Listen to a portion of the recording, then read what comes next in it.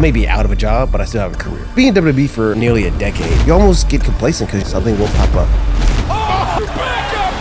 Were you expecting this? I wasn't expecting it, but I wasn't surprised. The biggest fear was taking care of my family. Wrestling and making money, I'm not worried about that because I feel confident in my ability to do so. You'd be open to the idea of going to AEW, joining up with the Hurt Syndicate? That's a big chapter of my career that was never fully explored. It would be great to finish that out.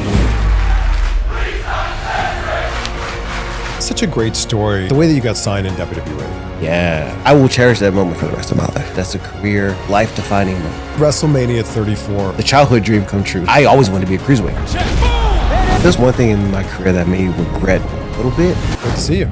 Great to be seen. Yeah, how you feeling? You, I'm doing great. I'm doing great as well. Yeah. How you doing with the news? Good. Everything's fine, you know. Once I got that news, I wasn't even mad. Wasn't even mad. I was kind of felt like a pressure lifted off my shoulders. It was oh wow, I'm free to do other things. Cool. Yeah. All right, let's see what happens. Well, you say you weren't even mad. What could you have felt? What were you expecting to feel? I was expecting to be angry. I was expecting to be, frantic and whatnot. But actually, funny enough, they called Friday night. I was in the middle of a leg workout. I'm doing squats. And my phone starts ringing, so I put the weight down because I have a gym in my house. So for me, I'm just like working out all hours of the day. Sure. So I pick up the phone and I receive the dreaded 203 number, and I'm like, okay, what's gonna happen? And I don't remember the guy's name. I think he said his name was Will from TR, and I was like, yeah, sure, what's up? And he goes, sorry, we're gonna release you from your contract, and I was like, my initial first reaction was, huh, okay. Cool. He goes, yeah, sorry to get this news on a Friday. And I was like, oh, that's, yeah. So I had a show at NXT for a house show tomorrow. So I don't have to do that anymore. That was my first question to him. Yeah. And he goes, no, you're all good. Just the 90 days. And, well, if you need anything, let us know. I was like, okay, cool. Were you expecting this? I wasn't expecting it, but it was a thing of like, I wasn't surprised. I guess I kind of saw the writing on the wall after a while. And it was kind of just, But also, you went through so many other rounds of releases. Yes. And you stuck around. And all those times I thought they were going to release me. Like, there were some major ones during the pandemic. Yes. And you stuck around for those. And that's what made me think, like, man, maybe there is a real future for me in the company here. And then, that just kind of petered out to whatever it was. But you seem like you're in a great headspace. Yeah. So I immediately thought to myself when I was released, I was like, okay, that's a job. Wrestling's my career. I may be out of a job, but I still have a career. So that's such a great way to look at it. All thanks to Ali. He's one of the guys that he called me like within an hour of me being released and was immediately like, hey, dude, it's all good. Just being super positive. As Ali is, but yeah, man, it sucked. Yeah, because it's a dream job. It's one of those jobs that I'm a kid and I'm like, oh my god, I'm gonna wrestle for WWE, and and then when it ends, it just ends. You just move on. Who else have you talked to since getting released? Who's really helped out? Sheldon's been a big help. Lindsay Dorado, me and him were tight. He's been a big help. I've had people reach out to me in wrestling that I didn't think I guess, had a good rapport with, I guess, you know what I mean? Like, Dakota Kai reached out to me and just gave me well wishes. I was like, oh, that's cool. I appreciate that. Yeah. Me and her have very few conversations, throughout the locker room, but it was cool. But I guess when you're hearing from some of the people you've listed off, they've been there, and and they know like what it feels like, and it probably feels like you've just been punched in the gut. Yes. And it's like the rug's been pulled out from underneath you. And it's like, well, now what? This is all I've known in your case for 8.5 years. And now I got to figure this out. And I felt like I was completely started all over again. Cause I'm like, I don't know what's wrestling outside of WWE. Like for the last 8.5 years, like who's hot on the indies? I don't really know that much anymore. Who's a good place to, get work, or I just completely lost. Because being in WWE for nearly a decade, 8.5 years, you're like, okay, I don't have to do anything. Bookings just come to you. You get used, you get paid, and it's like you almost get complacent because you're like, oh, something will pop up. They have all my booking information. You know what I mean? They'll put me in something eventually. And now it's like you're back in the driver's seat. Yes. Which is both amazing and also scary, right? Terrifying. Absolutely terrifying. Because you can now work anywhere you want, anytime you want. And at the same time, you've got to find all those bookings or agree to all those bookings. Yes, agree to all those. And then for me, the biggest fear was taking care of a family. I got an 11-year-old daughter at home. I got a wife who was battling Crohn's disease and is doing very well at this point with it. But things like that, the quality of life stuff, that's what scares me. Yeah. Me wrestling and making money, I'm not worried about that because I feel confident in my ability to do so. Yeah. But keeping up the quality of life that my family stays sufficient is the scariest part. Do you already have some bookings lined up for when you are able to wrestle? Yeah. Okay. Yeah, at this point, I got the first 3 months. Amazing. Pretty good. Yeah. Okay. That's great. But now all my weekends are gone. So that sucks. But I had the Hurt Syndicate on recently. We did a live show with them in Toronto, and your name came up. yeah, my boys. Right? It's like you guys were in the Hurt business together. Yep. Feels like we're missing a member there. So my wife said when I was released, she said, the Lord works in mysterious ways, and this is for the better.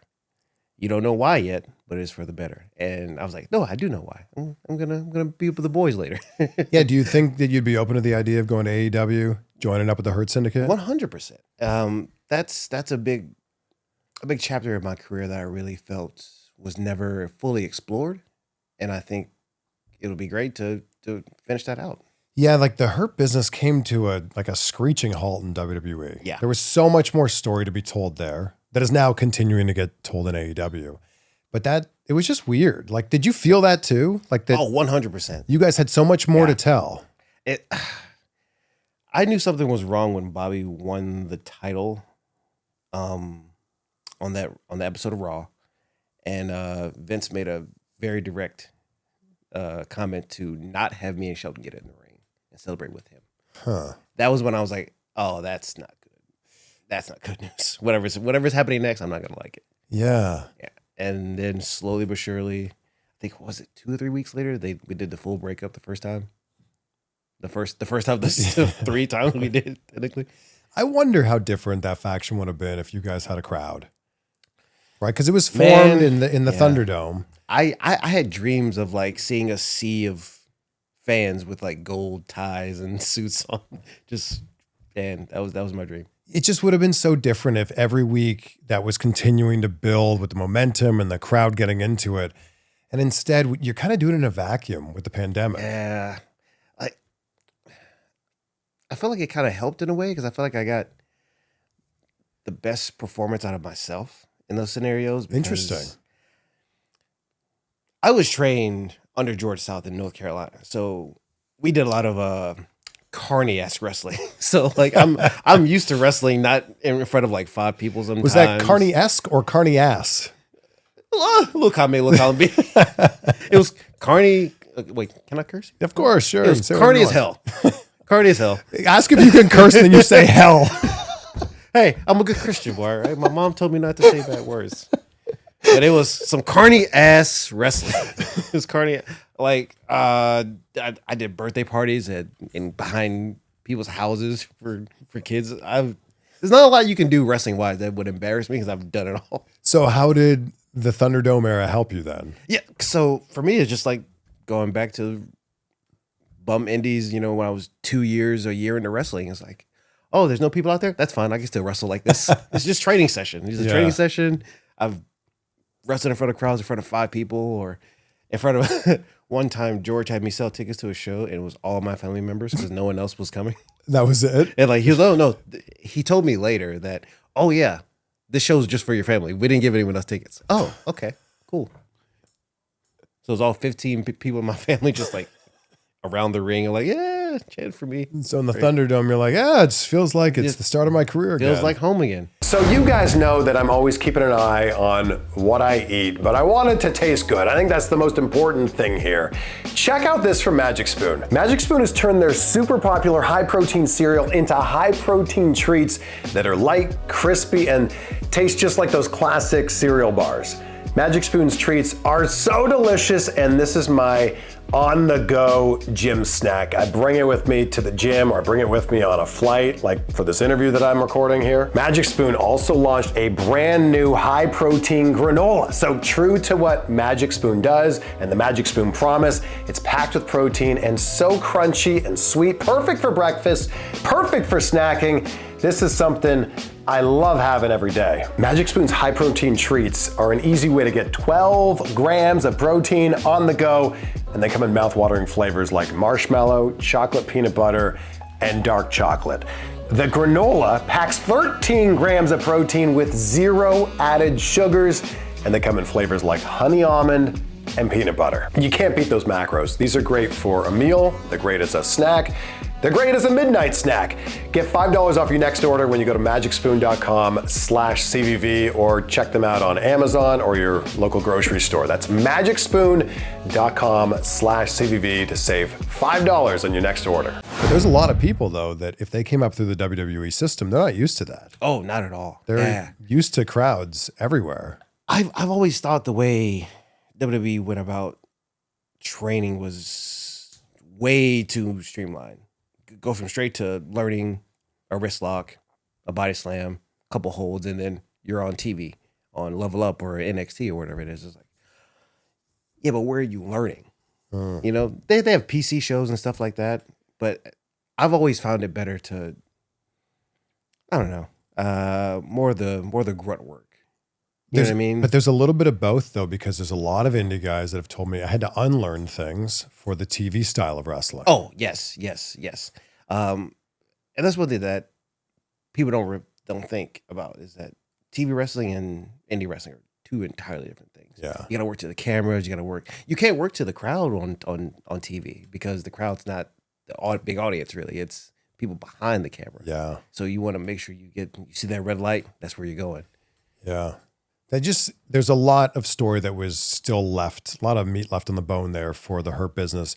We're seeing it in the Hurt Syndicate, but we're only seeing it with 3 members. So there's a lot of people that want to see you rejoin with those guys. You know, I've seen a lot of people that don't want to see it. Come on. I've seen a lot of people that don't want to see it. They want to see like Will Hobbs or someone else in there, which like a new member. They want to see a new member. Well, but it can be Will Hobbs, and then in 90 days, it can also be you as well. It could definitely well be me as well. Is that where you want to be? I think so. Yeah. Yeah, definitely. There's so much meat on the bone that I would like to get to, but you know, if we don't, then that's fine too. You know, I've dreams of going to New Japan. Mexico is going to be a good one for me. So, you know, I'm just ready for things to happen. You know, It's one of those things where I've been sitting so long and I feel like I'm getting a little itchy, you know, it's time something's got to happen soon. Well, it has to be difficult because when you're in WWE, it's every week, right? Yes. You're on the road every single week. Yep. And then you get released and like it just stops. So for me, I had like a prelude to the stopping because when I was on SmackDown, I'm traveling every week and I'm doing a dark match or something else here.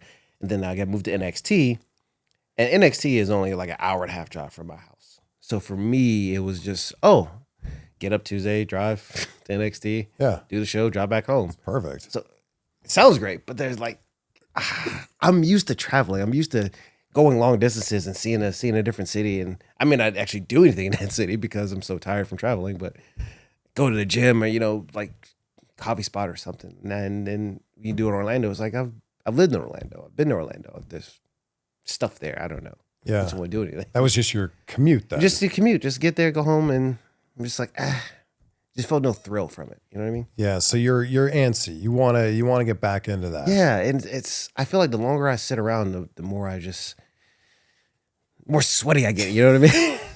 But with 90 days, you've got 90 days to get into the best shape possible. Yes. So that when you do make that reappearance, wherever it is, you look your absolute best. That's the hard part now, because for me, working out has always been like a thing I have to do, but staying disciplined is even harder. For me, okay, so let's say I have a sweet tooth. For me, it's candy. Oh, I have what is this specifically? Sour Patch Kids. Oh, Sour Patch Kids. I can't get enough. So like I'll eat one or two, and then all right, cool, I'm good. And then think I'm good for 2 days, and then like 3 bags have been disappearing. I go, I didn't do that. That was my daughter. She ate all that candy by herself. I didn't do that. So it's yeah. I just got to get disciplined with the diet part. But I've been doing Muay Thai, Jiu-Jitsu, and just MMA training to get that cardio back. Because I hate running.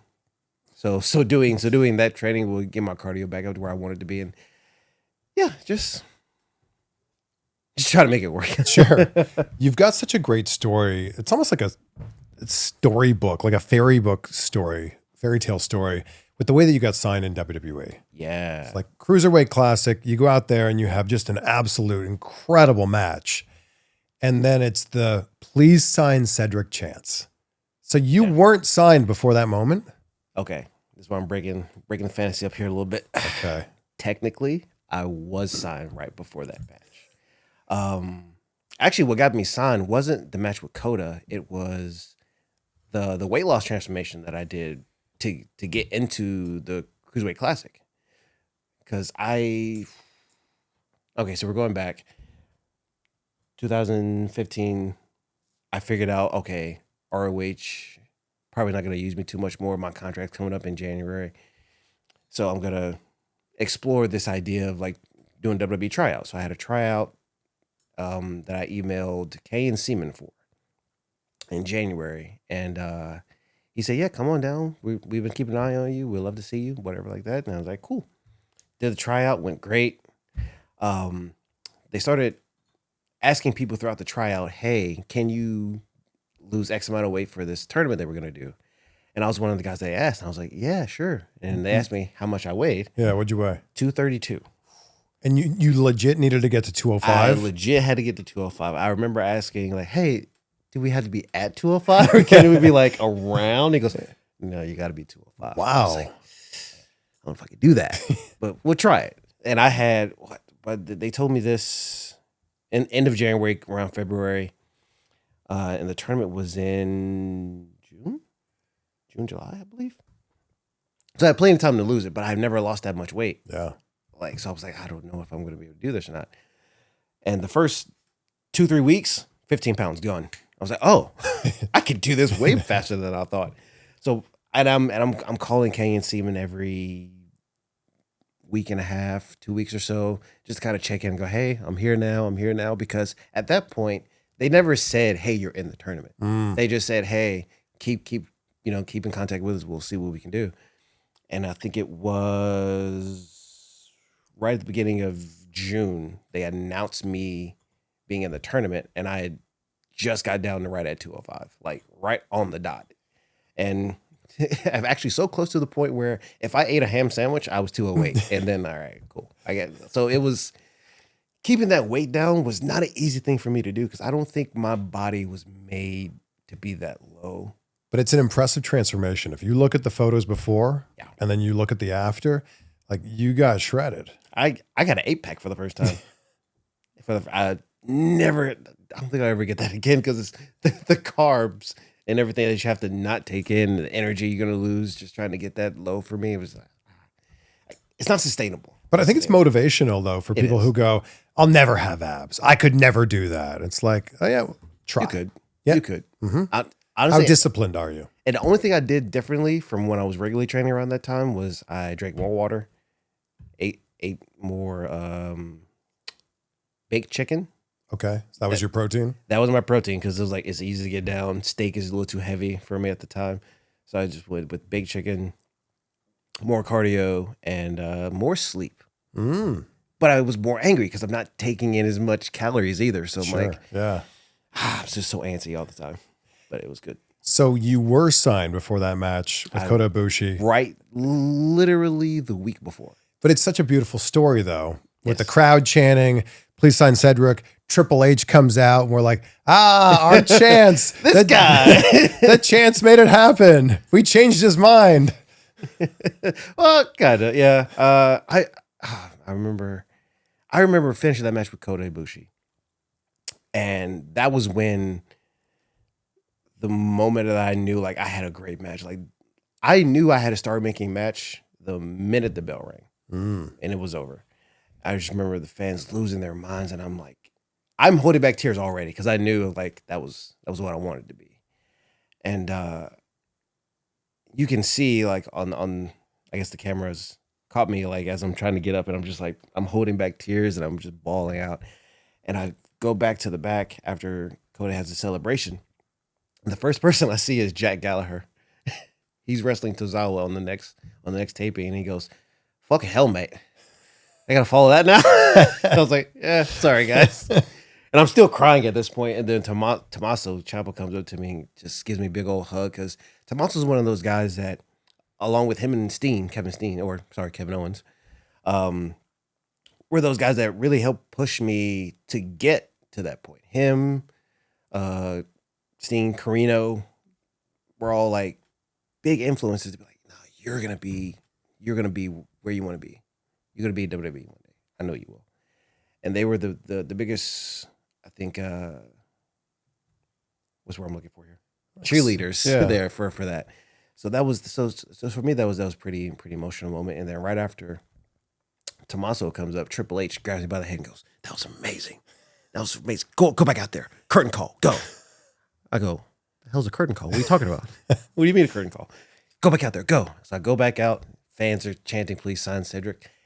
And I know what on the YouTube clip they had, it was like a minute and a half, 2 minutes of them chanting that. It legit went on for like 5 straight minutes. Wow. They cut that up. It was a legit 5 straight minutes. And they cut it to a point where I was trying to go back and leave, but they're still chanting. And the cameraman goes, "No, turn back around."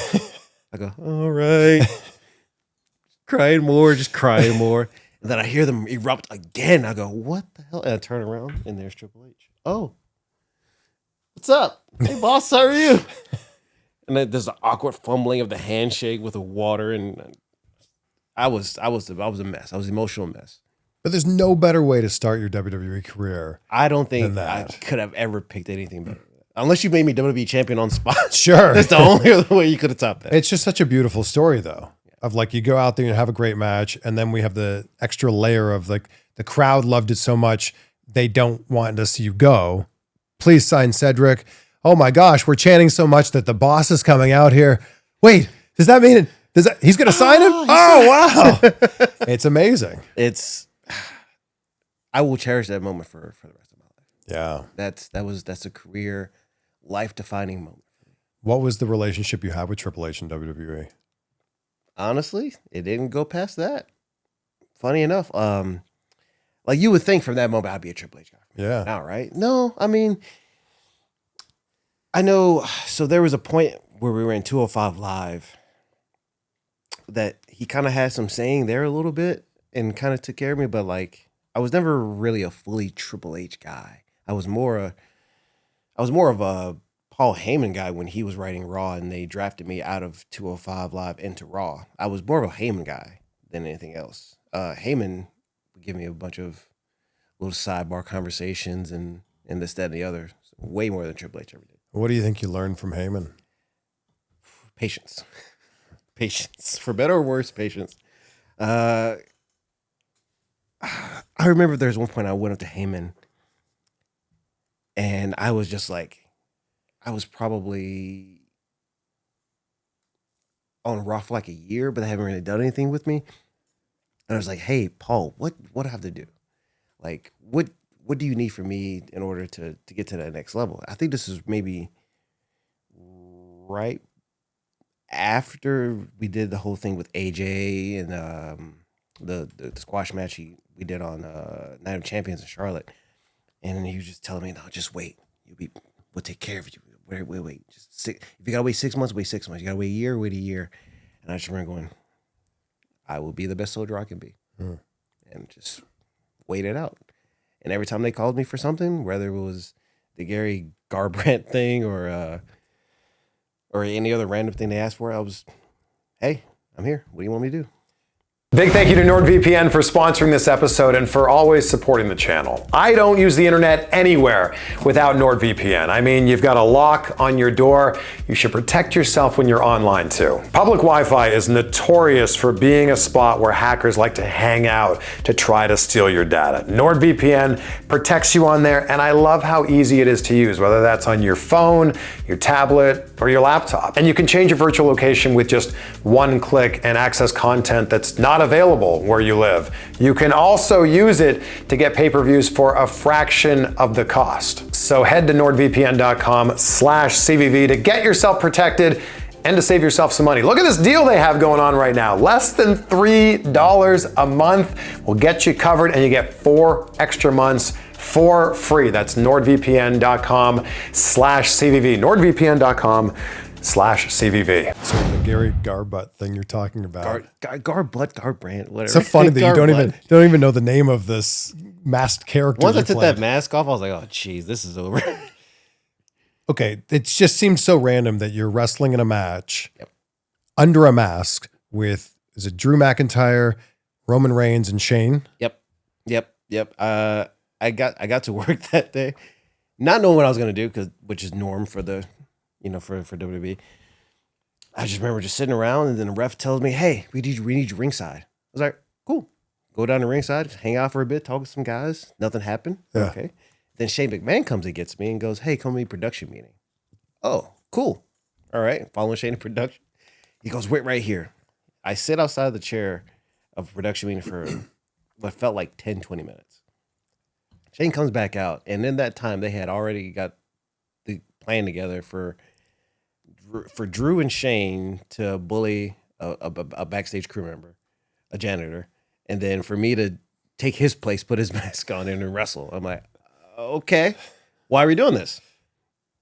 It's the story with Roman and Shane. All right, cool, fine. That's good enough reason for me, and that's all I got.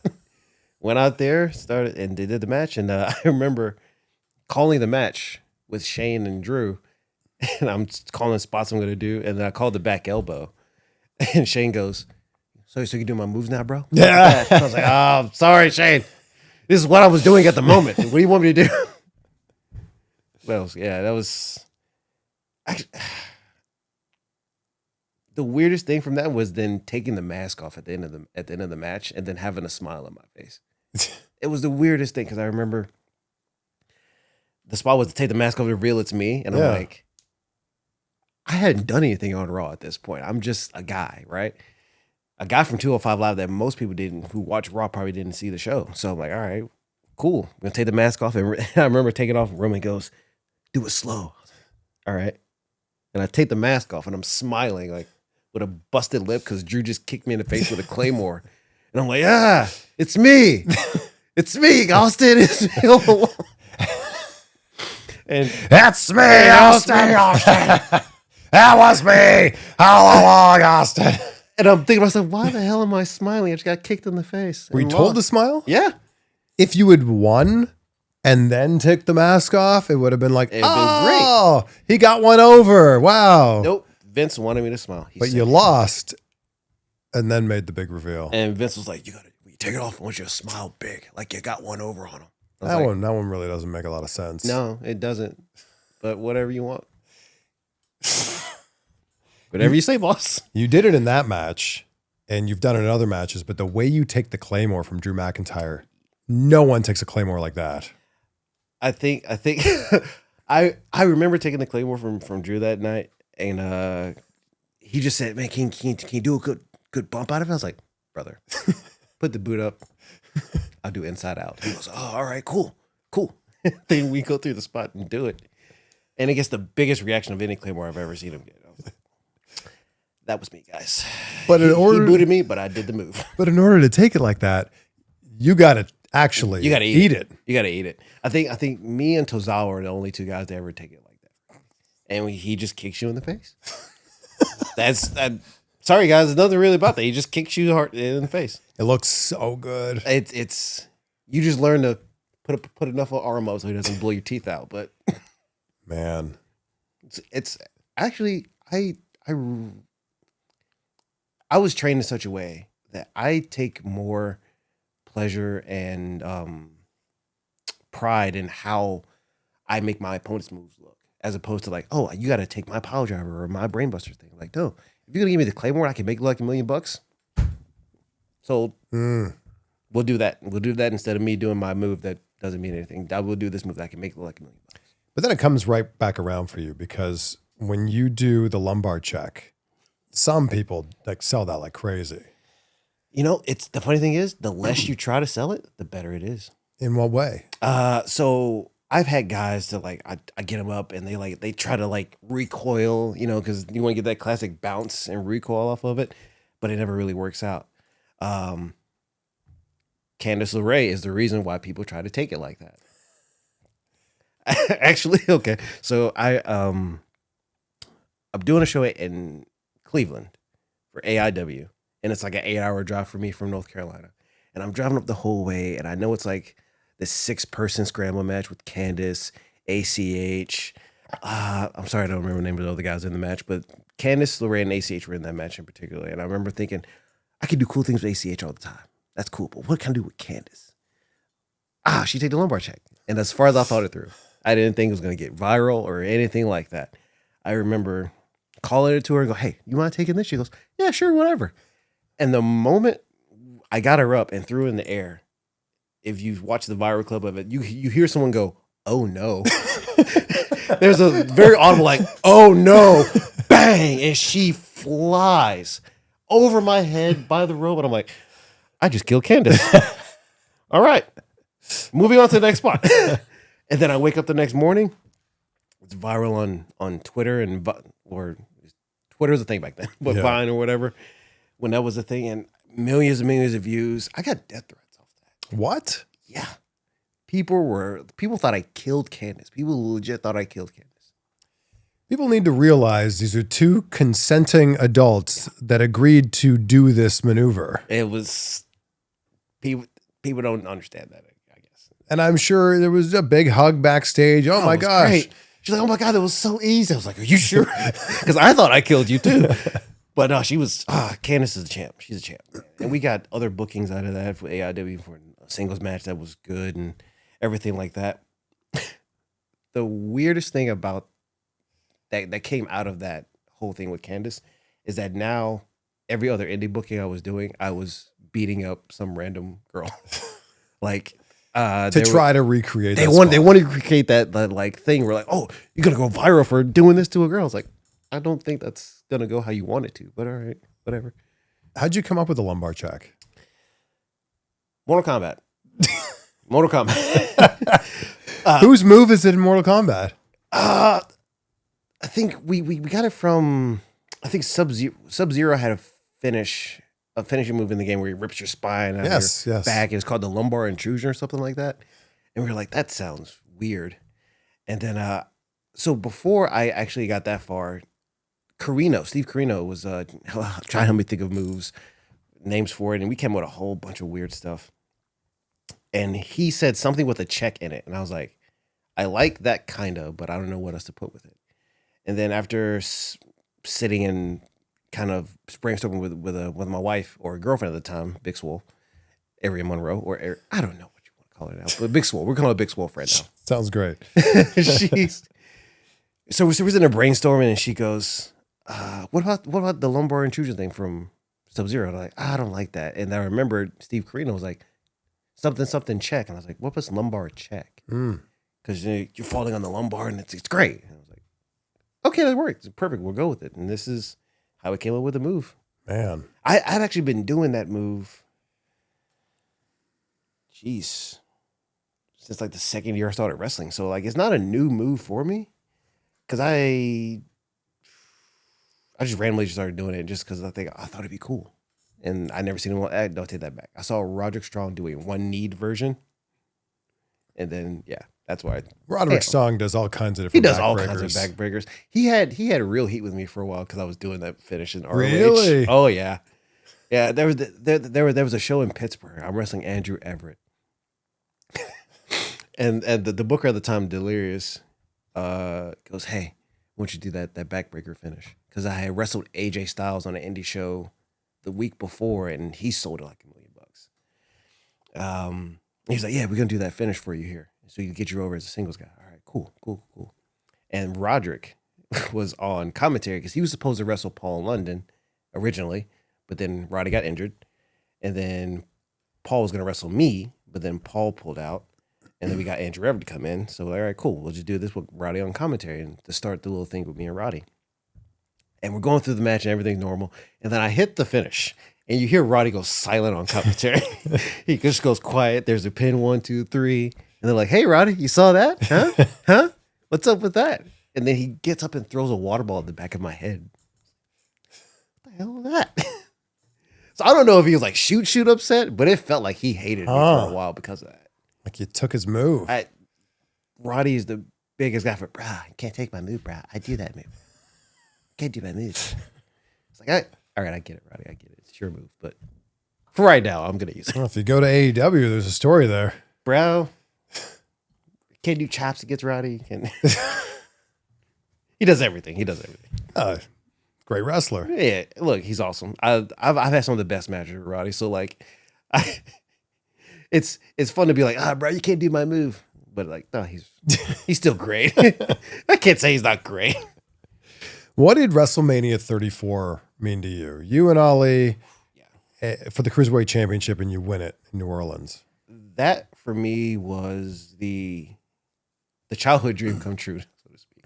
You know, because when I came up watching wrestling, I always wanted to be a cruiserweight. Because my first match I remember watching was Juventud versus Rey Mysterio in WCW. I just remember going, that's me now. I'm doing wrestling. And so I've always been like a big lover of cruiserweights. Is it because you saw yourself in them being a smaller guy? Yeah. I've always looked at myself as a smaller guy, but I've been told tremendously that no, you're not a small man at all, so you can't be a cruiserweight. Because when I was going to be at the Cruiserweight Classic, I had to lose 30 pounds to get there. So like, I get why people say that. So, but for me, I've always been just that style, this cruiserweight style. So like, or I guess the mirrored version would be X Division when I was coming up. So like that whole style was just like, I thought it was so cool. I'm with you. That first hour of Nitro for the last year or two, money. It was the Cruiserweight hour. It was amazing. Tell me anything. Yeah. And after that, I had to go to bed anyway because it was time for bed at school. So that's what I got. But so for me, that was always like, that's where I want to be. I want to be a Cruiserweight champion one day. So to be able to get to do that, WrestleMania was 75,000 people, and like they put us on a pre-show, and like most people look at that and go, boo, it's not the main show, that's the pre-show. It's like, brother, I'm walking out and it says WrestleMania behind me, and there's people, everyone in their seats. This is WrestleMania, regardless of how you try to put that. So, and then going out there with Ali, I don't think you could have picked a better opponent for me, and he took care of me. Like Ali was I want to say the same one, but he was the more together one of the two of us because I'm freaking out. Like for me, this is the biggest stage I've ever been on. I'm here. Last year I was injured, so I couldn't even go to WrestleMania. I had a meniscus tear. And then this year, I'm wrestling for the Cruiserweight title and on WrestleMania, not thinking I would ever see WrestleMania ever. So for me, it was, I'll never forget that match. And you won it. And I won it. And my daughter was in the front row. My wife was in the front row and saw it. And I will forever be grateful to Ali for like pulling me together because I was losing it. I didn't know how to handle it. What, just nerves or what was it? Nerves were killing me, man. I flew my family out for that show. So like my mom, my stepdad, my brother, his girl, his daughter, my daughter, my wife at the time. What? No, she's girlfriend at the time. Wife now. Big Swole was all there. So for me, it was just like, I can't mess this up. If I mess this up, then everything just feels like it went down the drain. You know what I mean? How would you mess it up? Blowing a spot, not being 205 because, like I said, keeping that weight was like hard for me to do. So like, I'm thinking of every little thing. Like, what if I look chubby? What if my abs aren't popping out? What if I'm not jacked? What if my gear is bad? Like, there was so many things I was just thinking about that could have went wrong. So just in your own head, just in my and I was my own worst enemy for that whole week. Because I just did. This is WrestleMania. And what did Ali say to kind of calm you down? just tell, hey man, chill, man. It's just like 205. It's just because we had wrestled. What was it? It was 205 right after Enzo had left the company. Yeah. And they tried to like, and we had a whole big meeting about it to like rebrand 205 with more like wrestling. And me and Ali were the main event of that match for that show.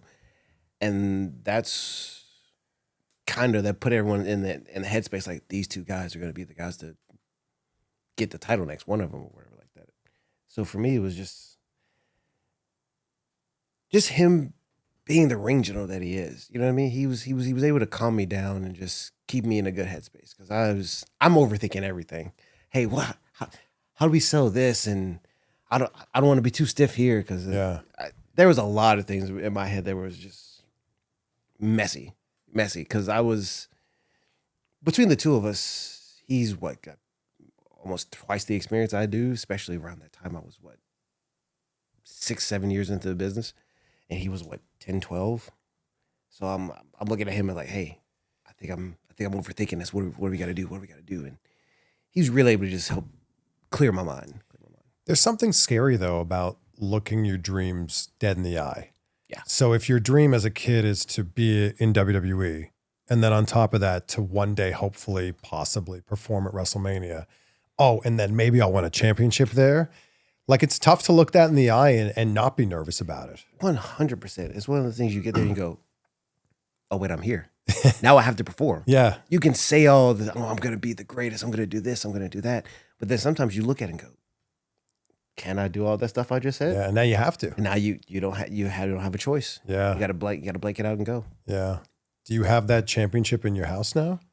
Oh yeah. There's a replica of that and the tag title. Nice. That me and Sheldon won. Yeah. I made sure I got those two.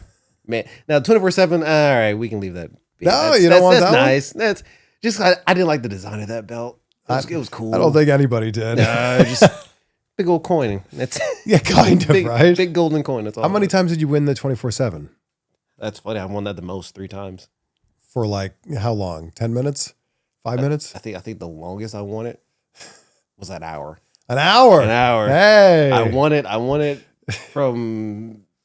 early in the night during the pandemic and then lost it later that night to Shelton. It was interesting. Well, that was kind of the way that championship went. Like, look how many times R-Truth won it. What is that, like 112 times? I don't think it's that many, but maybe 47 or something. It's got to be so ridiculous. It's so ridiculous. It's a lot. He's like, technically, he's got the record for most. Absolutely. I'm going to look now. We have all the world's information in our pocket. It's right there. He's got. I don't think it's in the hundreds, but it's a lot. If it was in hundreds, I wouldn't doubt it at all. No, there's no way it's in the hundreds. Let's take bets. What we got? No, it's not even close. Not even close. No. I'm gonna go 70. I think close. 54. All right. That was off. If it was Price is Right rules, I would have won because I was under. You think you were under? That's fair. Yeah, right. That's fair. You can't go over. But to be fair, as many times you've seen him with that title, it feels like he's the guy. When you think of the 24/7 championship, you think of R-Truth. It's Truth. And the comedy that he brought along with it. It's so good. And that's the thing, because when that championship first came out, it was met with a lot of like, what the heck is that? Why didn't you just call that? Why didn't you just bring back the hardcore title? That's what I thought they should have done. It's all the same rules. I specifically remember Mick Foley bringing it out of the bag and being like, here it is. And the crowd going, right. What? Because that was the when they were doing like the 1 hour Raw, like after dark thing or something like that. He brought it out of the bag and there was like crickets. And it's like, well, you got an uphill battle from here. And R-Truth just took that and ran with it and turned it into what it became. Truth makes anything gold. Isn't that amazing? Anything. I love that guy. Yeah. Actually, Truth was the first guy that I met as a wrestling fan. Huh. And I remember so distinctly. It was a Grady Cole Center, Charlotte, North Carolina. I'm walking through the main entrance to get to the show, and Truth in full gear walks out.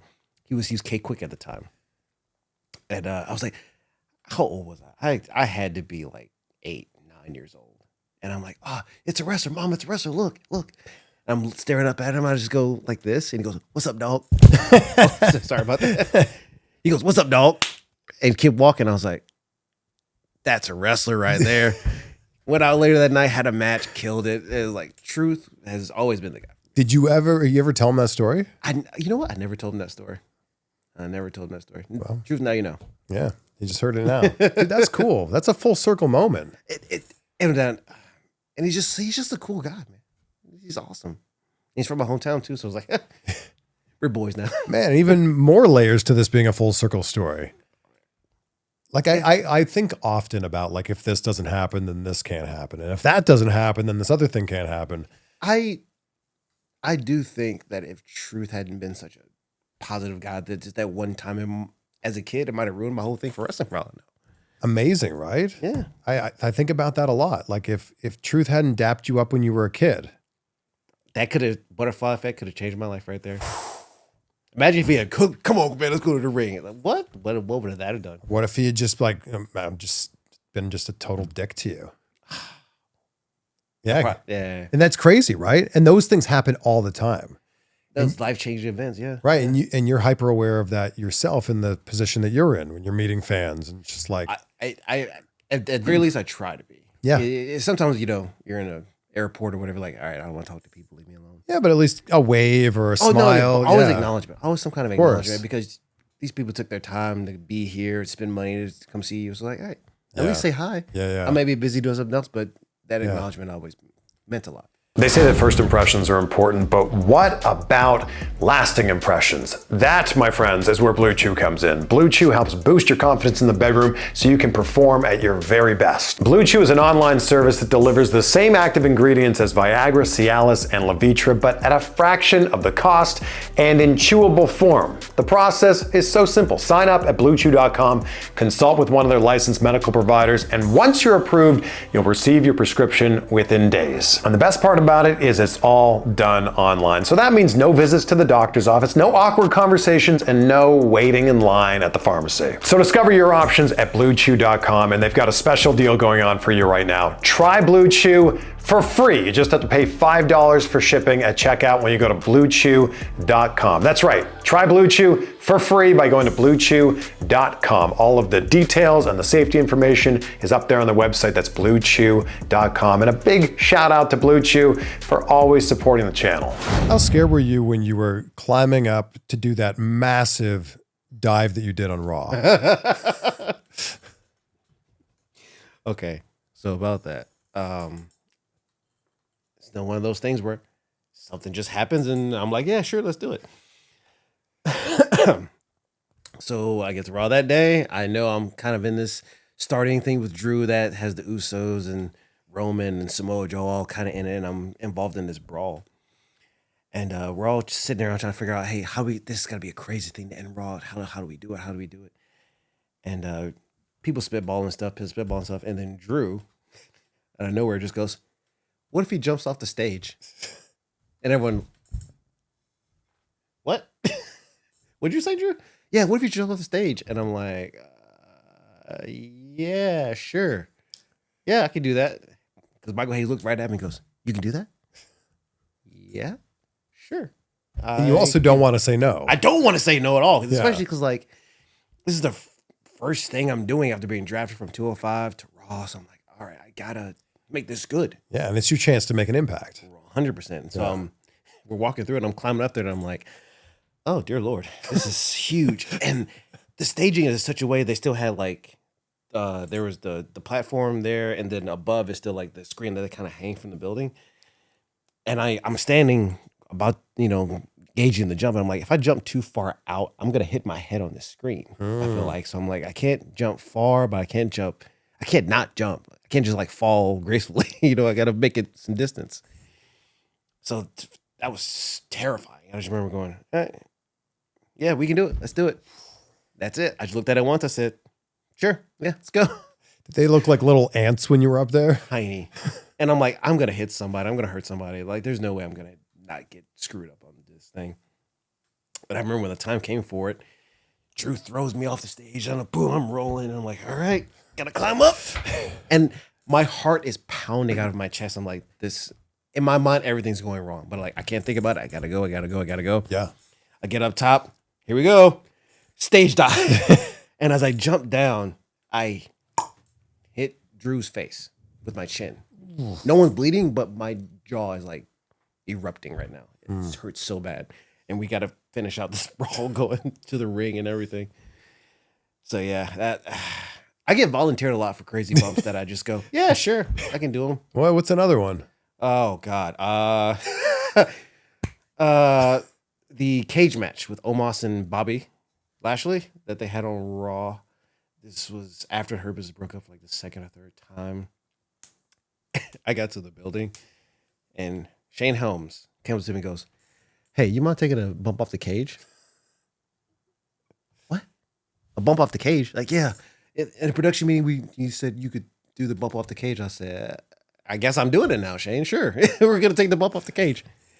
And we didn't even really walk through it because they had the cage down, and I got up, stood up to see how I would feel taking a bump. And I'm like, how do you want them to do this? Because I was supposed to throw me off.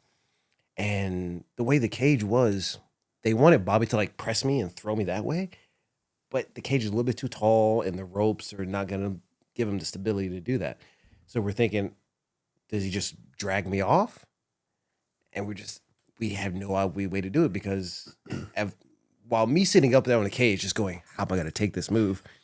Bobby and Omos are going over their match because Omos is still fairly green. He's still new to wrestling. So this is probably his, at this point, 8th match. So they're trying to get that figured out. And I'm up here on the top of the cage going, we don't know how we're going to figure this out. I'm just going to jump.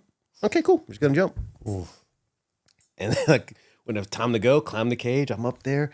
Bobby's grabbing me, and I'm like, I guess we're going. And he just dumps me off.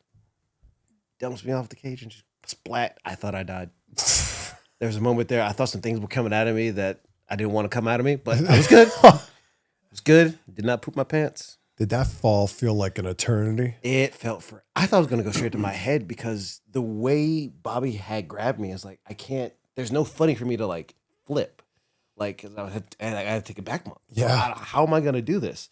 The way he grabbed me, I was like, I was either going to fall forward or I'm going to like take a almost nosedive. And that's kind of how it felt. I got clear over. Like when I watch it back, full flip, boom, bump, everything's fine.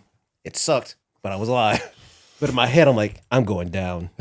I knew I was going to go head first in my head. Man. But, YOLO. When the boss says, can you do it? You say yes. And you do it. You make it happen. What were you feeling when they told you you were going to share a beer with Stone Cold? They didn't tell me. They didn't tell you? They did not tell me. They did not tell me. That whole thing was meant. So this was after the rivalry with Drew, I believe. I was going into a thing with AJ. This is right before King of the Ring and stuff like that. And this is supposed to be like my crowning moment, like to show like, oh, there's a new singles guy on the scene. And ends with me giving AJ the lumbar check, getting the 1, 2, 3. And Stone Cold came out and did something early that night. And I was like, cool. Didn't think much about it. So I get the lumbar check, 1, 2, 3. Music hits immediately. And no one knows about this. Like, no one in Match News, he was coming out. So we just like... Yeah, that's the thing. You're in Madison Square Garden. So we're like, yeah. Oh, it's Madison Square Garden. It's Stone Cold. Someone's getting stunned. Who's getting stunned? So I'm like, he's going to stun one of us. And then he comes out, just puts us all over. He mentions me by name, which to me, oh my God, I cried on the inside. Stone Cold remembers my name and watched my match and put me over. It's like, yeah, it's great. Man. That's a kid's dream. But then he starts throwing beers. I'm like, yeah, right. Let's go. Stone Cold, man. That's one of those moments that's gonna live forever in my memory. Like share a beer with Stone Cold. You didn't even know he was in the building? No, he was in the building. I knew he was there. Okay. But he wasn't supposed to come back out. What was supposed to happen was supposed to be me getting the pin on AJ, and that was gonna kind of set up the rivalry we were getting into where I challenged for the US title and everything. Because it was like, oh, he pinned the US champion, so like, oh, he's next in line. Yeah. But the way it was told to me was the only reason that happened is because Vince wasn't sure about the reaction I would get by pinning AJ. That's how it was relayed to me. I don't know if that's true or not, but that's how it was relayed to me. When I hit the move, they immediately hit the music. It was supposed to be regular, hit the music. We all celebrate his baby faces. But he's like, no, send Stone Cold out. He thought there'd be a better reaction. And he decided that on the fly. And I was like, I'm fine with that. Stone Cold came out, gave me a bear. Yeah, I'll take it. The whole time you're cheersing with Stone Cold and drinking the beer, you're like, it's happening, right? Like, he's going to stun me at some point here, like, right? Someone's got to get a stunner, right? Yeah. We're like, and then we do the whole thing. Like, then AJ comes back, he gets the stunner. Yeah. And I'm like, all right, cool. Someone got it. I'll take it. He's like, be an honor. I'll do it. You're probably thinking in your head, like, oh, and how do I want to sell it? Do I want the realistic sell, like the Kurt Angle sell, or do I want like Don't go with the Rock doing it. right the over the top sell? Yeah. Do I spring him like head spring? I don't know. I was thinking, I don't know how I'm going to do this, but please give me one. Please. That's such a cool moment. I'm never going to do that. You've mentioned your wife a bunch during this interview. Is she still wrestling? She is currently not wrestling. She's doing more of the announcer hosting role. She's trying to get into that more. Wrestling just rough on her body. She has Crohn's disease, so it's not the easiest thing to come back when you're wrestling. I believe she hasn't wrestled since 2022. Nope, not since then. Yeah. There's thoughts about maybe doing one more run maybe, but she's pretty content with keeping her body in one piece and just sticking with more supportive roles in wrestling. Does she miss it? Oh, 100%. I feel like every wrestler would miss it. Every single time we sit and watch wrestling, whether it's AEW or WWE or some indie stuff, she'll just go, oh, I want to get back in there and do that. And then like she'll start critiquing people like, oh, they should have done this better. I would have done this differently. And it's like, yeah, I know you still got the bug. Okay. The bug never leaves, right? It never leaves. Yeah. It never. She was going to be a wrestler before we started dating, she said, but she just never did it. So I was like, oh, that's okay. I'll train you up. I'll get you in there. What do you think's the best piece of advice a veteran has given you that you carry with you in every match? Ooh, that I carry with me in every match.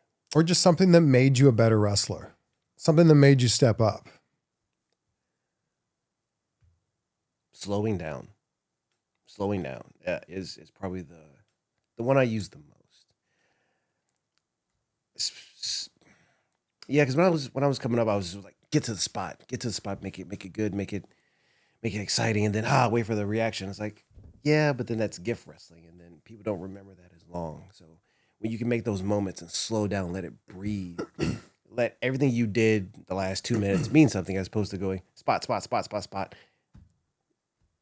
No one remembers that. They're gonna remember the last 5 things you did, but if you do it, breathe here, let people remember what you just did, the reaction's so much better. AJ Styles was on the show recently, and he said wrestling is what happens in between the moves. Yes. And I had never heard it put so succinctly before, but it's so true. 100%. You can. It's one of those things like, especially coming up in the indies, like you always hear the moves don't matter, and like people go, no, the moves do matter. I can do a Canadian stroke, I can do a shooting star. It's like, yeah, but I can do a punch and get the same reaction you got off that shooting star just because of how I built it.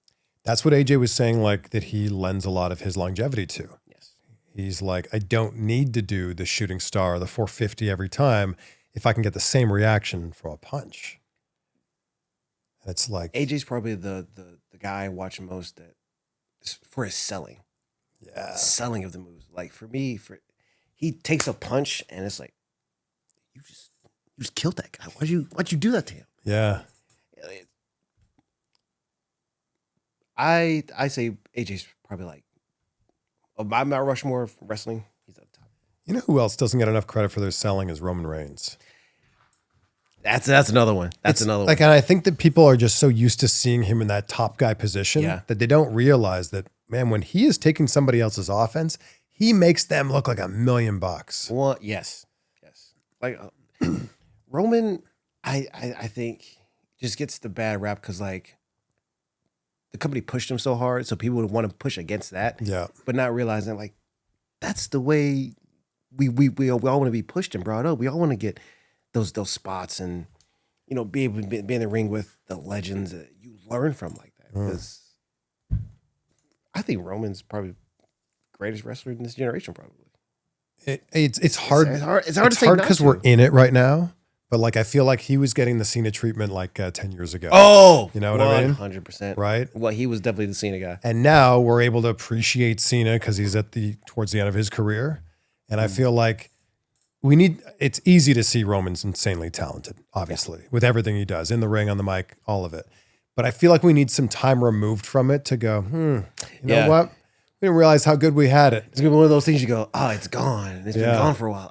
Now we're realizing. And him turning heel was the best thing to happen in his career. And being with Paul. Yes. That moment where the camera zooms out and it's Paul Heyman sitting next to him and it's like, what are we in for now? What is going to happen next? Yeah, that was great. Who were your guys growing up? Ooh, Rob Van Dam, Jeff Hardy, AJ Styles, Samoa Joe. Wow. Those are my Christopher Daniels. 5 great ones. Yep. Those are my guys. Yeah. And absolute favorites. I think you can see in your style that you've borrowed a little bit from all of them. And that's what I try to do. I try to just take little bits that I like, because like I'm a huge AJ fan, but I love the way AJ sells more over the way Joe sells more. But Joe hits and makes everything look so snug and crisp. But Daniels is such a ring general. He's so so many things I could pick from each person. Like and RVD just cool. When I saw the best moonsault ever for the first time, it's just so clean the way it's blew like boom, boom, boom. Blew my mind, right? Yeah. And it's like not even like the craziest thing he can do. But it's so smooth. Like it's effortless the way he does it. The way he does it, he's done that same move for what, 30 years? Yeah, I think so. Like I couldn't imagine doing a lumbar check for another 20 years. You know what I mean? Like this is bad on your knees, but he's doing a moonsault. Like, it's so clean. And it's clean. I wanted to stay. There was one time we were at a ROH show, and he's with Kazarian and Scorpio. They're the what was it? SCU. And I remember going, all right, I'm gonna try to double jump moonsault to see if I can do it. So I just did the double jump, and Daniels looked at me and goes, never again. Sorry, just want to see if I could. Just want to try. I love how excited you are about what's next in your life. Very excited. Do you feel like maybe when you're in WWE and things are just being given to you, do you feel like it's easy to get complacent? 100%. It's easy to get complacent. It's easy to say, oh, I want more. I deserve more because I'm here in WWE. Which I think that's why I didn't, which is both a good and a bad thing, why I think I didn't fight as much with The Office when it comes to like getting opportunities, because as you know, WWE is full of talent. Everyone can wrestle now. You know what I mean? Yep. So it was a case of like, well, if I'm complaining to the boss that I'm not getting enough opportunities and I need this, that, and the other, every other guy's doing the same thing. So how do I make myself different? I'll just take what they give me and make it work. So I feel like that was probably the one thing in my career that made me regret a little bit, is that I didn't sit by the office and, fight and talk to writers all the time. It's like I just didn't want the stress. I just felt it was more conducive to my time to be better in the ring and be better on the mic. So focus on that stuff. And so when it does come, I can be like, I'm ready. Yeah. Well, I'm excited to see what's next for you. I'm super excited. The world is your oyster now. And I'm excited to see what they say. Yeah, I'm excited to see where pearls you in here. I end every interview talking about gratitude because it means so much to me. What are 3 things in your life, Cedric, you're grateful for right now? Ooh. Family, health, and patience. Right back to patience. It's saved me a lot. Or you can say patience or faith. So you can put it. Because of my patience, I've learned to be more trusting in fate. And my faith just helps me be more trusting and patient. So I guess they're interchangeable in some ways. Yeah. But of course the family, because they keep me sane. On days where I'm like, I don't want to work out, or days where I'm like, I bumped too much from this ring, or I'm hurt, and like I'll come home, I'll hug my wife, hug my daughter, and like, I'm okay now. Everything's fine. Yeah. Hey, Daddy, how are you? How was work? It was like, it was fine. It was good, baby. I'm home now. I feel good. Thanks, man. Thank you.